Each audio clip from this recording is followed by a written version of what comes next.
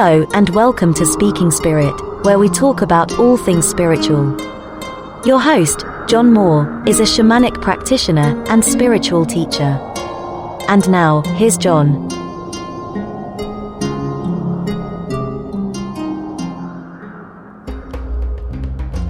Hello, everybody. Welcome, and if this is your first time listening, I guess a double extra special welcome to you.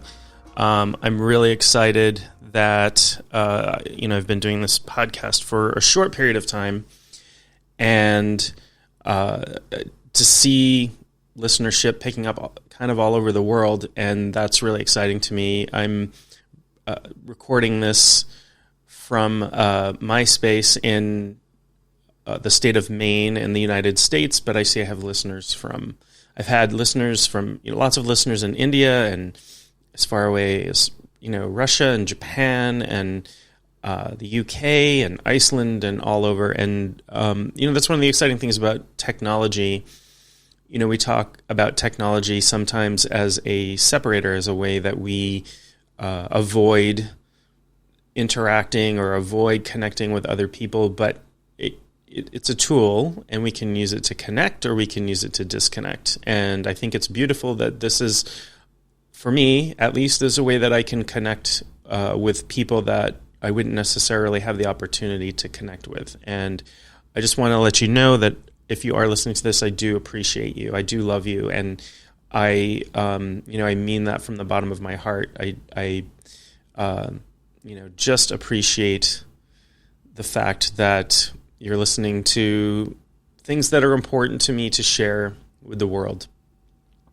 And today I'm excited to talk about a topic that is, I've been teaching for a little while, and it's a part of a larger body of work that I have taught live. It's part of a book that I'm working on at the moment. The topic for today is spiritual hygiene, and I'm going to talk a lot about what that means, and then I'm also going to give you, hopefully, some very practical tips on spiritual hygiene. And so, obviously, I should probably start and talk about what I mean by spiritual hygiene. So when you think about hygiene in general, we think about the body mostly, right? We think about brushing our teeth and washing ourselves and that sort of thing. And it's things that we do to generally keep us healthy, right?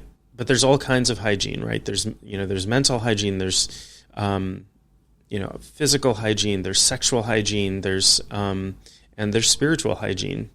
And it's a term that I use to talk about the things that we do to take care of ourselves spiritually so that we can stay healthy, we can pursue the our path in this world, and with fewer interruptions, with fewer sort of crises. Sometimes crisis is important, but that's a different topic for a different day. I did talk about initiations previously and talked about how crisis frequently is a call to initiate or is part of an initiation. But I'm not necessarily talking about that. And so one of the models I use to talk about spiritual hygiene, and again, like models they're not the thing that they're modeling, right? If I show you a toy car, that is not a car. It is a representation of a car, and it does not have all the parts of a car, and it doesn't work the way a car does and doesn't provide the same features, but it represents that. And the words that we use are models, right? If I say the word dog, that is not a dog. It is a representation of the animal dog that we can use to communicate. And so I'm going to use a model, and like all models, it is imperfect. It deletes a whole lot of material because we could, talk for years probably about this model and not get to every single detail. And it is in fact imperfect, but it will allow me to communicate some ideas to you, and hopefully a way that makes them clear. So the model I'm going to use to talk about spiritual hygiene and why it's important, and how and how neglecting it can create situations that you don't want, is I'm going to talk about the model of bodies, that a human being is like an onion that has many layers, consisting of bodies or shells or things that we occupy and use. And again, this is imperfect because it's using a physical representation of things that are sometimes non-physical. Okay, so we know we have a physical body, right? And if you've ever done martial arts like Tai Chi, or you've practiced Qigong, or you've gone to an acupuncturist, or you've done Reiki, or any of those things, you know you have an energy body, right? These things work on the level of your energy body, and I will call that the etheric body. Okay, and again, I may be using this term differently than other people use it, but I'm just defining my terms so that when I talk about stuff, you'll understand what I mean. But if you use the terms differently, that's totally fine. There is no authority on how to use these terms correctly or incorrectly. Okay, I'm just telling you how I'm using them. So when I refer to the etheric body, I'm talking about the energy body. It's very close, shaped very similarly to the human body. Sometimes it's perceived as the aura. We've got energy channels that run through that. We've got chakras that are there. We've got all kinds of stuff. And people who are clairvoyant sometimes can see the energy body. People who are medical intuitives can sense it or, diagnose there. And there's a lot of overlap with the physical body, meaning the physical body affects the etheric body body affects the physical body. So one example, right, is acupuncture. You get acupuncture, which stimulates a meridian, which may or may not lie along a neural pathway. But, some healing takes place. What you're doing is you're affecting the etheric body in a way that sort of spills over into the physical body, right? Spills over in a good way and creates some healing. And I'm not an expert in Reiki, but I think Reiki is sort of the same. You're putting some energy into healing the etheric body, which is kind of a template for the physical body. Okay. And so those are a couple of bodies. And so again, like with the physical body, you think about how complex just the physical body is, right? We have organs and bones and muscles and skin and different types of cells and chemical processes and I think there are 100 trillion neural pathways estimated to be in the brain. I can't imagine anybody actually counting all of those, but it's an estimated 100 trillion neural pathways in the brain. That is a pretty complex system and set of systems and overlapping systems, right? And where do things like the endocrine system and the nervous system overlap and interact? And it's the same thing with the your spiritual bodies, right? Your etheric body is just, if not more complex than your physical body, and it is almost impossible to determine where that ends and something else begins. But for our purposes, we're going to talk about the etheric body quite a bit today. You have another, what I will refer to as a body, called an astral body. And this, in shamanism, which is the system of spirituality that I practice, this is what we would call your soul body, right? So you have this soul. It's, one way to perceive it is relatively formless, but this is the part when you dream, part of this breaks off and can travel. Astral projection is sort of the same thing. Shamanic journeying is the same thing. You can perceive form, but the astral body is very metaphoric. This is why dream material is so rich, and the astral body overlaps with the etheric, and the astral body can, when trauma takes place, and I mean, it could be physical trauma like, a car accident, or it could be emotional or mental trauma like something that is shocking or extremely scary. parts of your astral body can sort of split off and hide for safety's sake. And when those pieces fail to return, we in shamanism, that's called soul loss. And soul loss is sort of the chief symptom of trauma when viewed through the shamanic lens. And a lot of work that I do with clients, that other shamanic practitioners all over the world do, is called soul retrieval, where we, with the help of our helping spirits, reunite those lost essences, those parts of the soul body or astral body.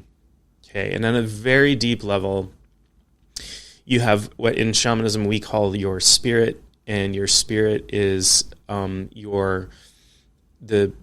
the piece of divinity that you are attached to, the creator of the universe, that everything in the universe is attached together. We are part of this unity.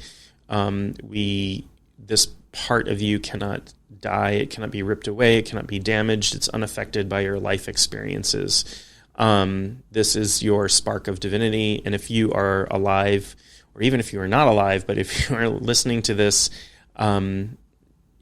you have that spark of divinity. And this can be a hard thing to grasp through with human mind, but every being, no matter how small, large, or how we feel about it, from the saint to the serial killer, has this spark of divinity inside of them. It's just that we have this other stuff. We have, we have our soul body, which can experience loss and carries our experiences with us. And, things that go on there can be reflected in our psychology, in our physiology. And most shamanic healing happens at that level. Most work that shamans do happen at the level of the soul body. And then you have this etheric body, which is the energy body. And then you have this physical body, right? And so all of these things affect each other in lots of complicated ways. And again, this model is an oversimplification, because there are models out there with 7 different bodies, and there are models out there with tons of different, ways of describing non-physical reality. There are mental bodies and causal bodies and emotional bodies and pain bodies, but that's a big rabbit hole for another day. We're just going to focus on these 3 bodies and staying healthy and trying to experience yourself as a clear channel for spirit. All of those things that we aim for with our spiritual life. And so spiritual hygiene really is about taking care of our bodies.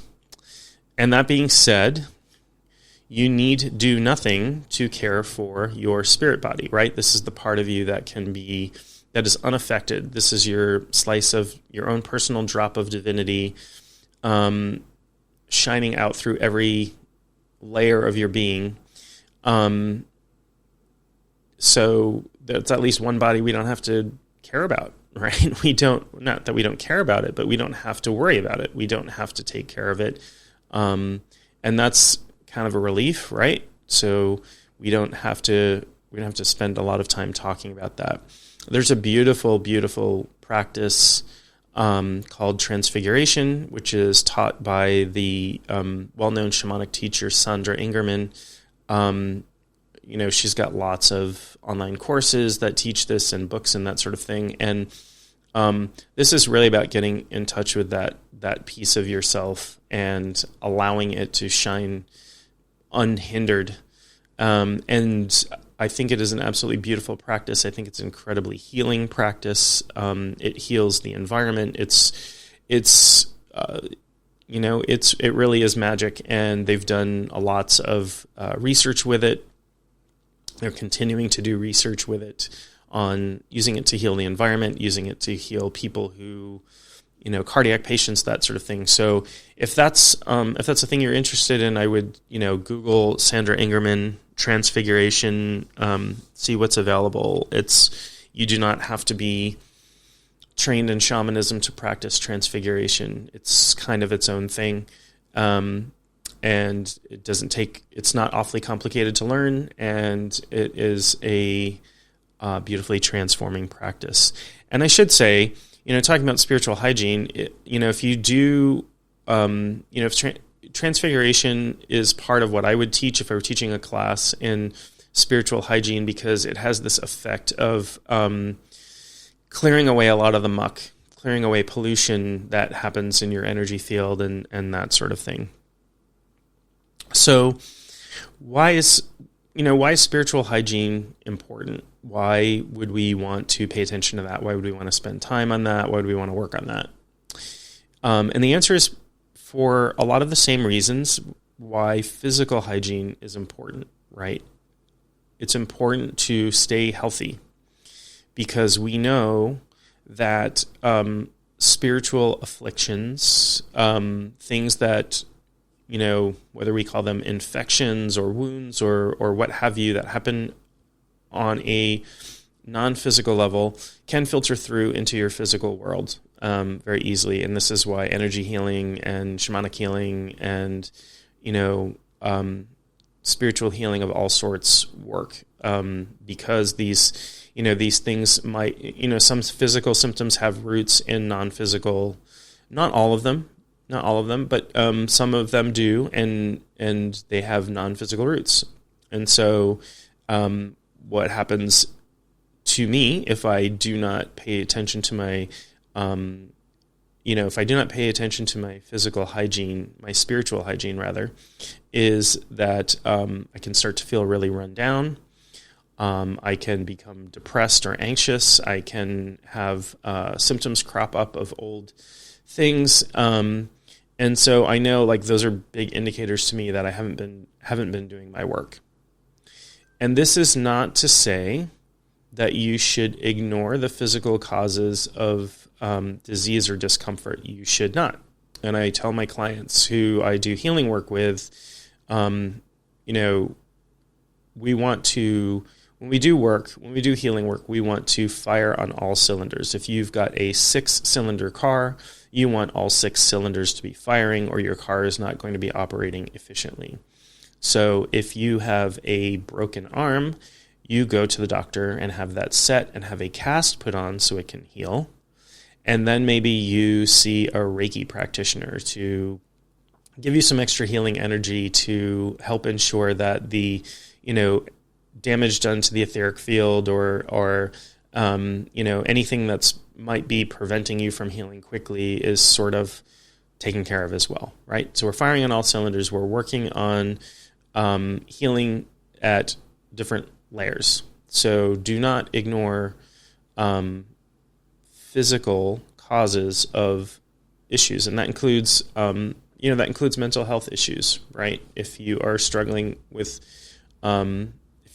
mental health issues, see a therapist, see a psychiatrist, see a psychologist. You could, and this is happening more and more frequently, particularly with my clients. There'll be sort of a cooperation that's happening. I will ask, if somebody's coming to me who has an ongoing mental health issue, I want to make sure that they're at least seeing a therapist. If they're taking medications, that they don't stop doing that without talking to their doctor. And sometimes, therapists and psychiatrists and psychologists are becoming more and more open to things like working with a shaman or working in other spiritual ways to sort of help solve those problems.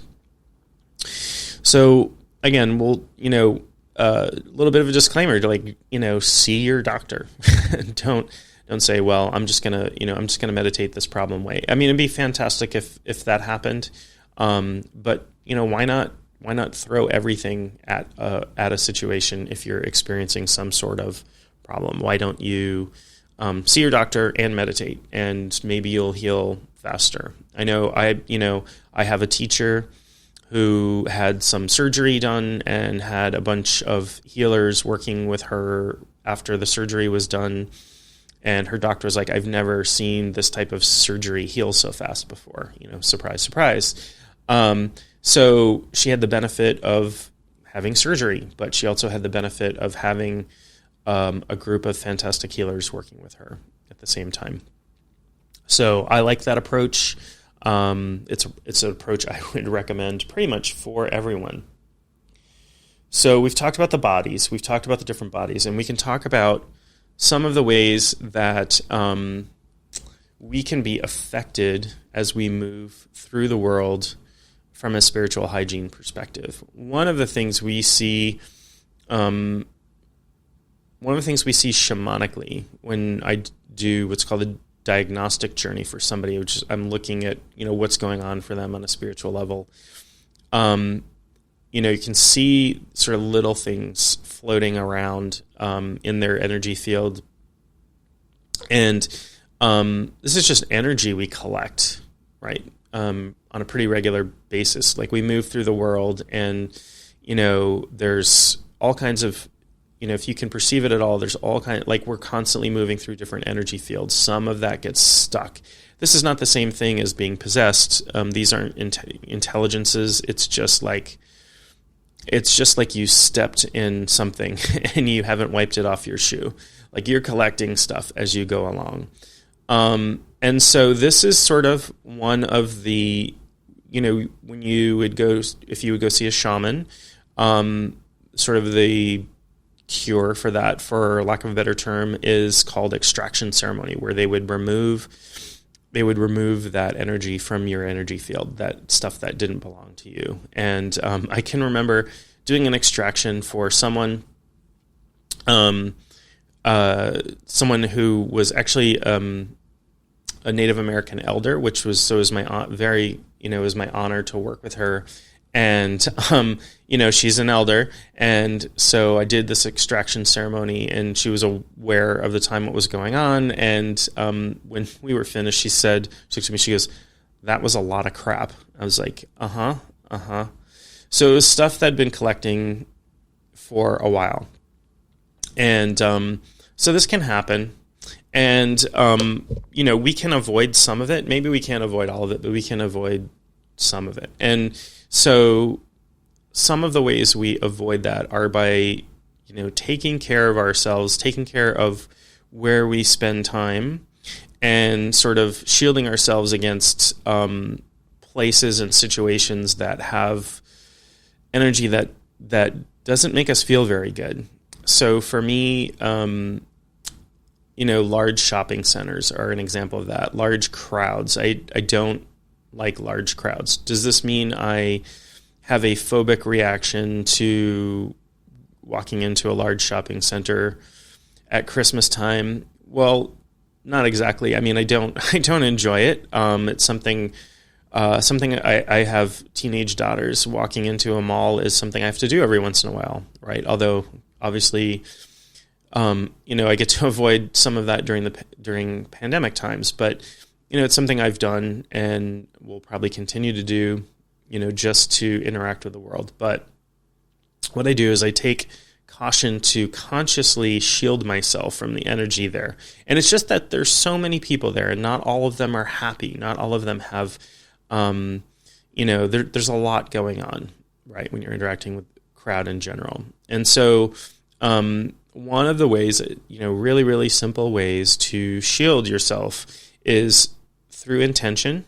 So have the intention, I'm shielding now. And if you want to, visualize a bubble of blue energy, like a blue egg around you, that can be really helpful, right? And again, like the blue energy, it's metaphoric. It's just a symbol being sent to your spirit body saying, okay, now it's time to shield up. And blue is a very protective color, right? Blue is used in a lot of protective symbols in many different cultures. Blue is a very protective color. So this is something that you can use. Imagine this blue bubble and have the intention to shield up.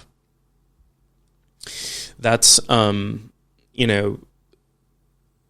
you can do this on a regular basis. Anytime you feel, pay attention to how you're feeling when you walk into a new space or even a familiar space, right? Certain people's houses, even if they greet you as a friend, you don't know what's gone on in that house, if there's a lot of angry energy or a lot of sad energy, and if you're listening to this podcast, you're probably somewhat sensitive. You're probably at least somewhat empathic. I think everyone is an empath at a certain level, but many, many people have blocked that out because it can be painful, right? It can be painful to be sensitive, particularly if you're not sort of differentiating, these are my feelings, these are somebody else's feelings that I'm picking up on. The other thing I'll mention about spiritual hygiene is that anything you do that promotes physical health also promotes spiritual health. So things like eating right, exercise, things we know that we should be doing also build up your energy field. And particularly things that I'm going to talk about consumption a little bit. So consumption, anything that you put into your body, mind, or spirit, you're consuming, right? So if I consume junk food all day, I will eventually get sick from doing that because my body's having a hard time processing that. The vibration of junk food is such that it does negatively affect the etheric field. And ultimately, that will make me sick. So part of spiritual hygiene is self-care, taking care of yourself. This includes things that are stressing you out. Stress reduction is an important part of self-care. So what are you consuming that's causing you stress? Are you working in a job that is stressful? How do you reduce or mitigate that? I would say consuming the news obsessively. I know people who, have developed high blood pressure and heart issues who sort of were religiously watching the news, particularly during, political elections and that sort of thing. And the political climate in a lot of places in the world, particularly in the United States, has become so divisive and so angry and so, just so crazy that, sometimes going on a fast from the news is a really good idea. If you find yourself getting really caught up, social media is the same way. If you find yourself getting caught up, if you find yourself fighting with people online or taking things in that are causing these huge emotional reactions. So pay attention to the things that you consume. One of the things I need to talk about that is particularly important is mind-altering substances. And I'm not going to be puritanical or judgmental about that. If you enjoy a margarita or you use cannabis for medical reasons or what have you, or if you have experimented with hallucinogens, I'm not going to judge you for that. I'm just going to tell you about my experiences with people who have used some of those things unwisely. I will tell you that alcoholism, addiction of any sort, is a serious physical and mental health problem. And if you are struggling with addiction of any kind, I would emphasize getting qualified help in that department. These are not addiction is not weakness. Addiction is disease, and the consequences of addiction are that you do become weakened. It becomes harder and harder to resist, but also the physical and mental effects of addiction can weaken all of your systems, and that includes your energy systems. So addiction is one area where you really should be seeking professional help. It is even cigarettes are. I know people who absolutely struggled and still struggle to this day with quitting nicotine. That sort of thing. And I understand, when I tell people I practice shamanism, they always think of cultures that use plant medicine, ayahuasca or peyote or psilocybin or, whatever, and fly agaric. And I understand the ritual uses of those tools. But I also think there is a lot of unwise use of those tools going on today. There has become an industry an industry has grown up around ayahuasca, and in particular, people are traveling to Peru and places like that, and consuming without qualified sort of oversight, without going through the steps that one has to go through to use those plant medicines. And there are people dying.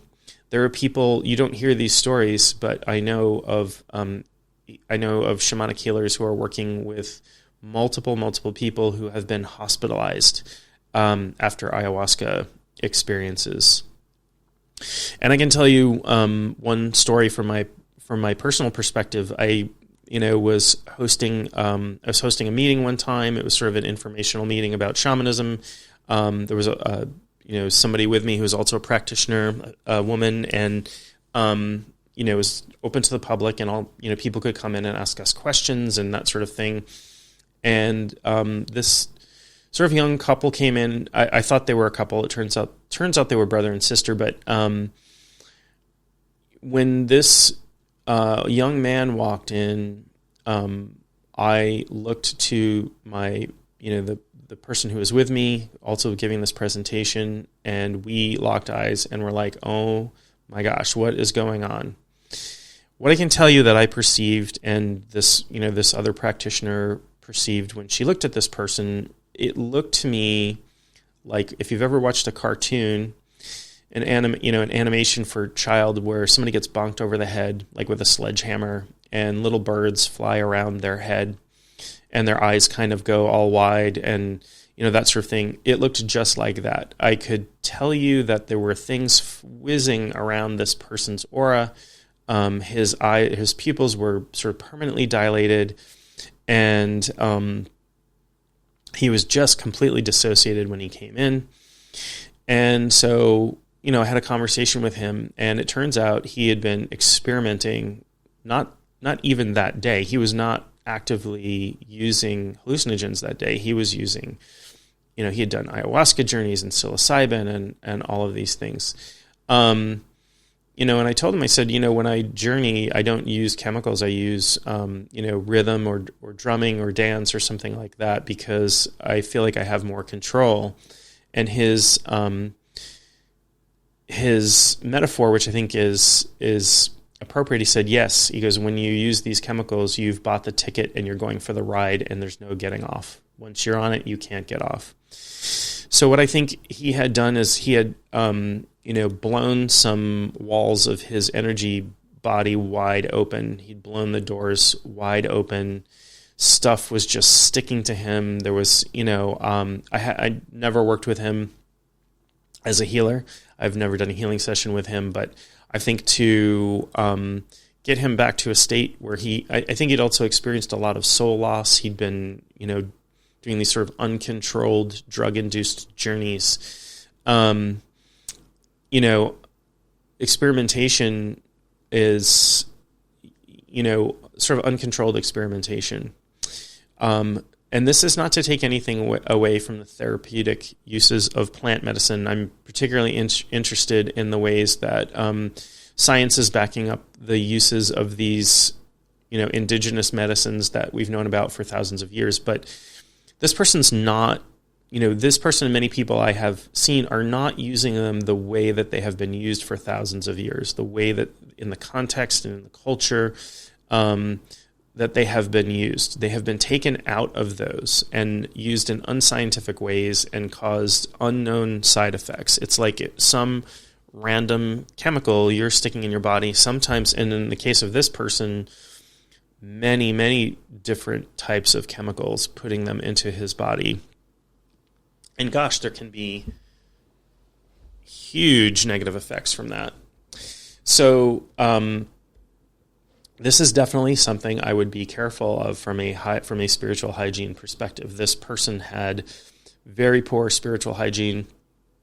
He was dissociated probably all of the time afterwards, which it's very tough to go through life being dissociated, very ungrounded state.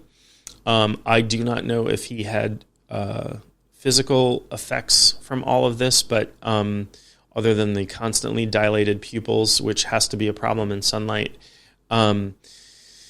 but I'm guessing they will manifest at some point if they have not already. He's going to have some physical effect from this. He already has profound mental effects from this. And, the other part of this is, here's somebody very interested in spirituality. And my guess is that meditation would be very hard for this person, because he's going to have all sorts of like intrusive thoughts and energies, like distracting energies to deal with, that sort of thing. So, again, it's about consumption. It's about not consuming things, or being very aware of the things that you're consuming and how they're having an effect on you, and not just throwing stuff into your energy system. That's a particularly important part. Another thing that I will talk about from a spiritual hygiene perspective, and this becomes, I'll give you my own story about this, but something I call DSP, which is daily spiritual practice. You may have a daily spiritual practice, and that is fantastic. And I would say keep up with that. Definitely do. If it's working for you, definitely keep doing that. If you meditate every day, if you pray every day, if you light a candle at an altar, if you do that, whatever it is that gives you that connection to that which is greater than ourselves, that which is infinite. Do that, and do that every day. And that's hard. And I will tell you that this is an area where I sometimes fall down. Sometimes I get busy with physical 3D world life stuff, and I don't do my daily spiritual practice every day. And what happens is I notice it. I notice if a few days have gone by and I'm starting to feel slow, sluggish, down, having intrusive thoughts, all of those things. So I like to think about daily spiritual practice as the same as brushing my teeth. Okay.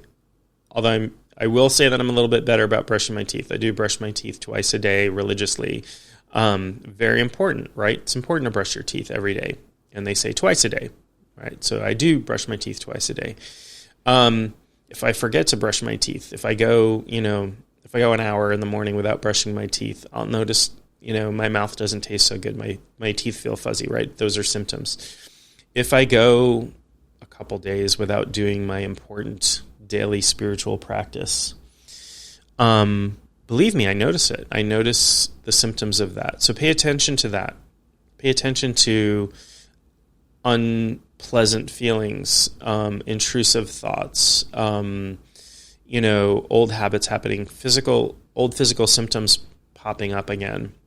And again, if you've got physical stuff going on, don't forego proper medical attention, please. But pay attention to your spiritual practices as well. So just to sort of recap, and I'm just touching the surface of spiritual hygiene here. Obviously, this is a short podcast. This would be, maybe spend a day on this on a 2-day seminar, and, work on, it's at least a full chapter in a book that I'm working on, probably more than that, probably more than a full chapter. The things that are important for spiritual hygiene are to, pay attention to the environments that you're in, have the intention to shield when you're there so you're not collecting intrusions. Pay attention to the things that make you feel better physically, any of the physical health, hygiene things,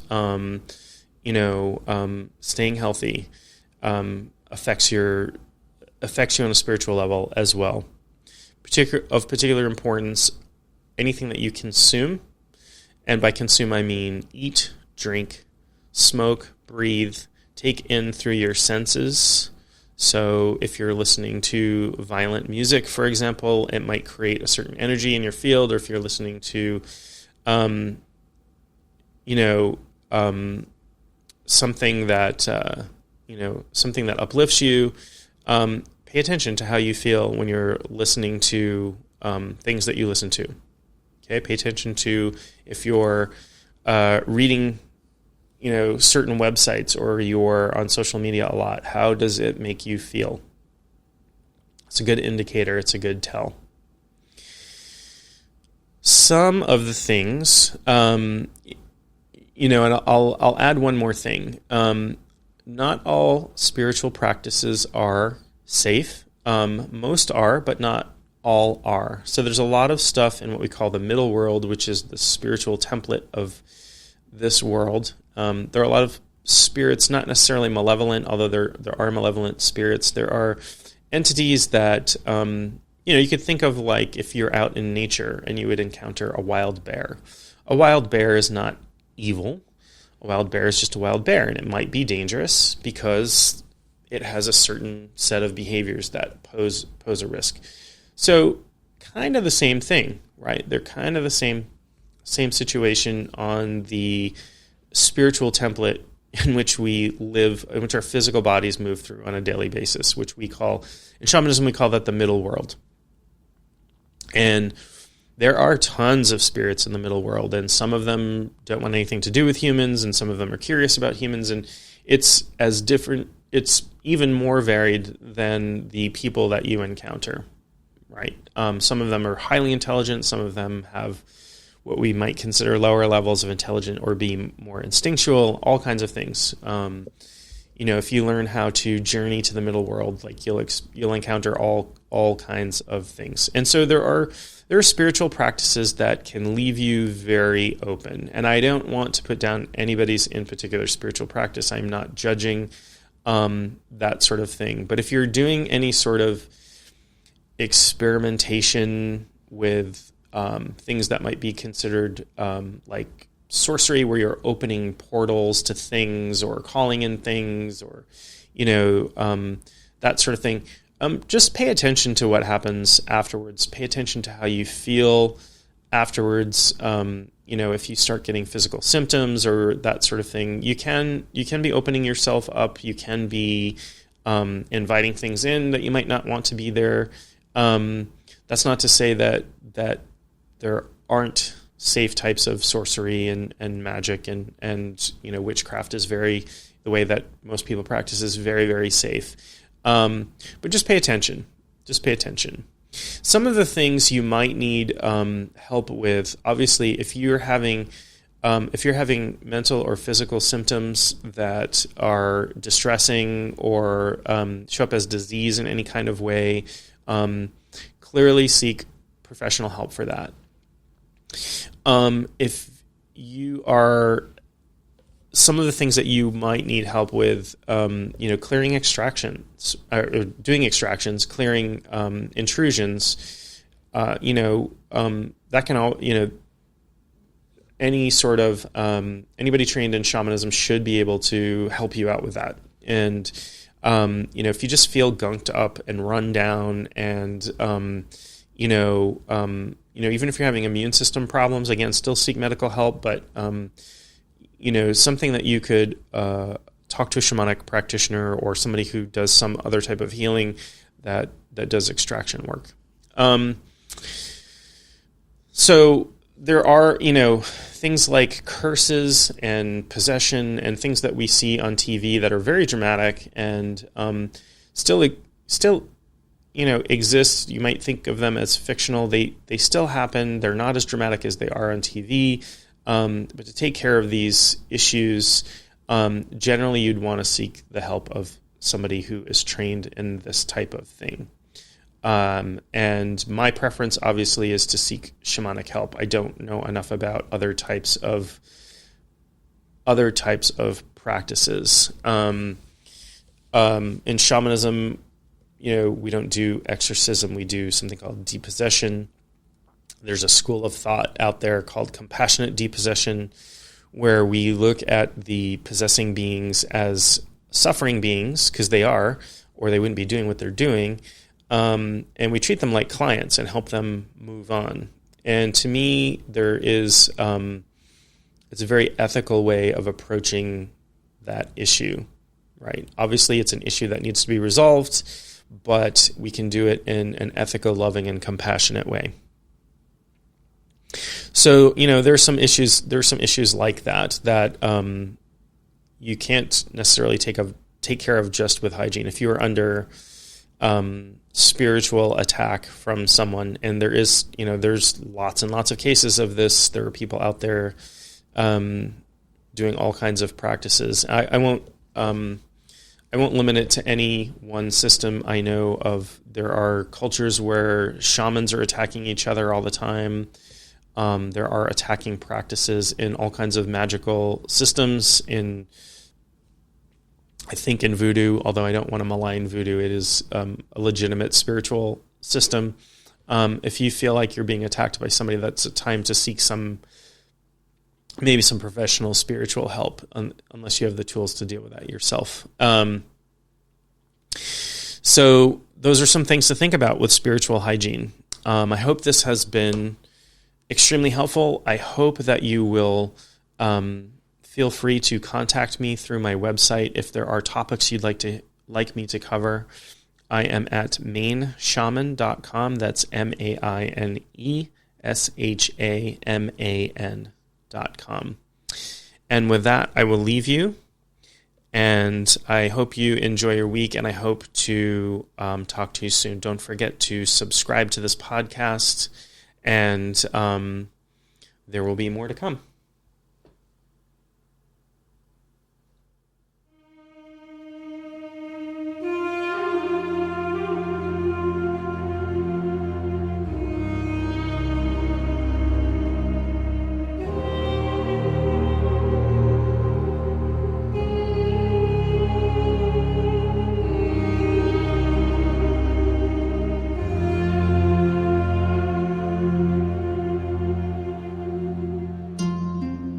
You have been listening to Speaking Spirit with your host, John Moore.